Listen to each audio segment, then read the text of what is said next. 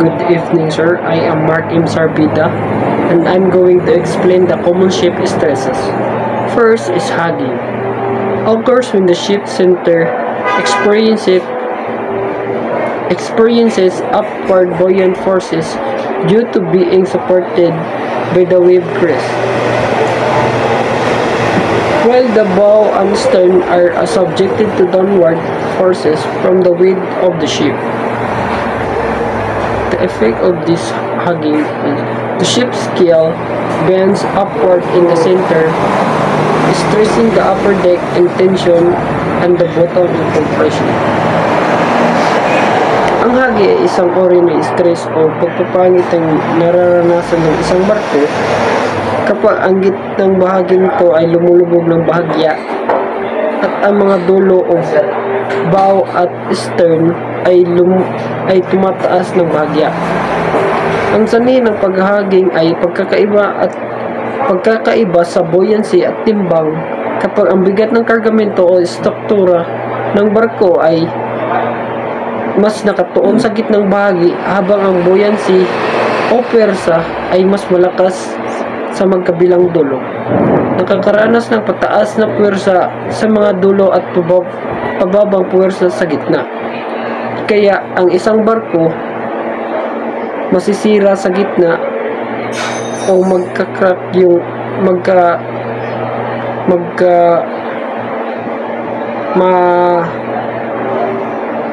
mapuputol yung barko sa gitna.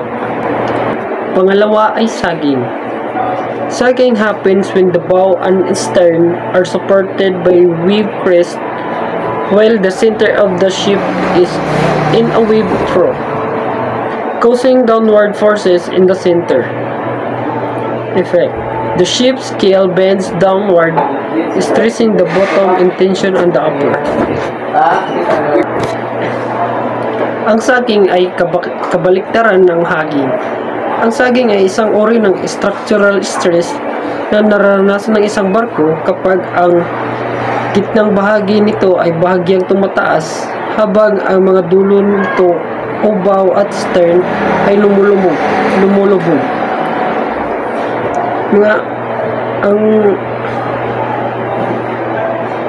Ang sanhi ng pagkakasaging ng isang barko ay distribution ng timbang. Kapag ang mas mabigat na karga ay nakaposisyon sa magkabilang dulo sa barko, nagre-resulta ito sa pagtaas sa gitnang bahagi.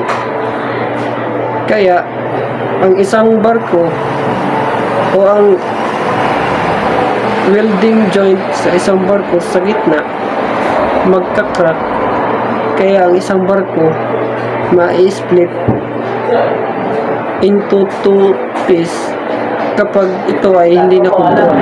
Third is shear forces. Occur when adjacent sections of the ship experience unequal vertical forces, especially near the midship area or where wind distribution changes abruptly.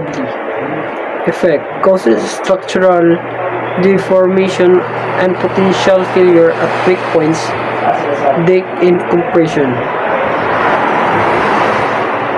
Ang shear force ay ang puwersang nagdudulot ng paggalaw o paghiwalay ng magkabilang bahagi ng barko sa magkaibang direksyon. Sa madaling salita, ito ay stress na nagaganap kapag ang isang bahagi ng barko ay nagtutulak pataas habang ang kabilang bahagi naman ay nagtutulak pababa. Magkaka-shear forces lang sa barko kapag ang timbang at buoyancy ay may iba't ibang distribution ng bigat at buoyancy sa bawat bahagi nito. Pang-apat ay torsional stress, generated when the ship is subjected to twisting forces, often due to uneven wave action on the port and the starboard sides. Effect: lead to twisting of the hull, particularly in ships with wide decks like container ships. Ang torsional stress ay ang twisting o pagpilipit na stress na nararanasan ng isang barko kapag ito ay naapektuhan ng hindi pantay na puwersa tulad ng alon at pagganito. Ito ay karaniwang nangyari sa malalapad at mahabang barko, lalo na kapag ang mga alon ay tumatama mula sa gilid. Hindi pantay na epekto ng alon. Kapag ang mga alon ay dumadating mula sa isang anggulo sa barko, maaari magkaroon ng twisting effect sa hull. Ang hindi balanseng bigat sa magkabilang gilid ng barko ay maaari magdulot ng torsional forces. Ikalima ay panting. Alternating inward and outward movement of the hull plates near the bow or stern due to changes in water pressure as the ship pitches or encounter waves. Ang pantin ay isang uri ng structural stress na nangyayari sa fore end o unahan ng barko o sa bow. Ito ay paulit-ulit na paggalaw o pag-vibrate ng mga steel plates dahil sa pressure vibrations na dulot ng alon habang ang barko ay naglalakbay sa karagatan. Ang sanhi ng panting ay ang pagbabago ng presyo ng tubig. Habang sumusulong ang barko, ang presyo ng tubig sa bow ay patuloy-tuloy na nagbabago na nagiging sanhi sa pag-urong at paglawak ng steel plates. Pwede rito ma-epekto ng malakas na alon kapag ang barko ay bumabagka sa mga malalaking alon. Ika-6, pounding. The repetitive and forceful impact of the bow or flat bottom sections of the hull against waves when the ship moves at high speed or in a rough seas. Ang pounding ay nagkaka-pounding lang yung isang barko kapag ito ay nasa high speed at kung ang dagat ay maalon. Kung ang barko ay kapag yung barko ay tumataas sa isang alon at biglang bumabagsak sa tubig, nagkakaroon ito ng malakas na impact. Kaya pwede ito makasanhi sa pagkasira sa isang hull ng isang barko o sa keel ng barko. Ang pang-7 ay rocking. Side-to-side distortion of the ship's structure caused by rolling in heavy seas. Ang rocking ng isang barko o nagkaka-rocking lang yung isang barko kapag ang malakas na alon ay tumatama sa gilid ng barko, nagdudulot ito ng side-to-side force. At ang hindi pantay ng timbaw ng kargo, ay ang paggalaw ng karga sa loob ng isang barko ay maaaring magdulot na hindi pantay na stress sa struktura.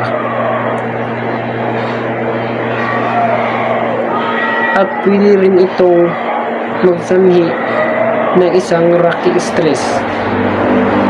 At isang sanhi din sa pagka-rocking ng isang barko kapag ang rolling motion ng barko o ang paulit-ulit na pagtagilid dahil sa alon ay nagpapalala sa isang rocking stress sa barko. Measures to counteract ship stresses. First, structural design features. Longitudinal strength. Ships are designed with robust longitudinal framing to resist hugging and sagging forces. Transverse strength. Frames and bulkheads are added to counteract rocking and torsional stresses.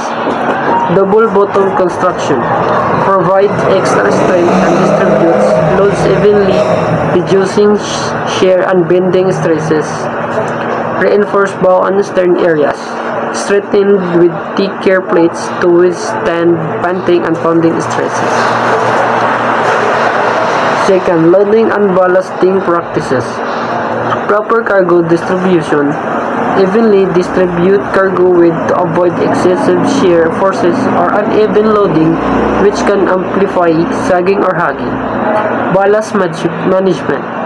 Adjust ballast to maintain an even keel and reduce stress concentration, especially during unloading or rough weather. Avoid overloading.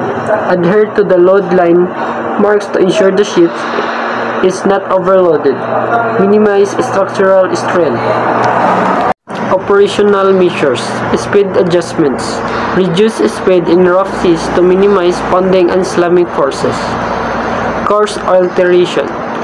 Change course to avoid hitting waves head-on, reducing torsional and slamming stresses. Weeding routing. Use weed routing systems to avoid areas with rough seas and high wind conditions. 4. Monitoring and maintenance. Stress monitoring system. Modern ships are equipped with stress monitoring systems to provide real-time data on hull stresses, allowing timely corrective actions. Regular inspections. Frequent inspections of critical area help identify and address structural issues early. Maintenance of structural integrity. Repair cracks, corrosion, or deformation in hull plating and frames promptly. 5. Use of bulkhead. With their tight bulkheads, limit the spread of flooding and enhance transverse strength.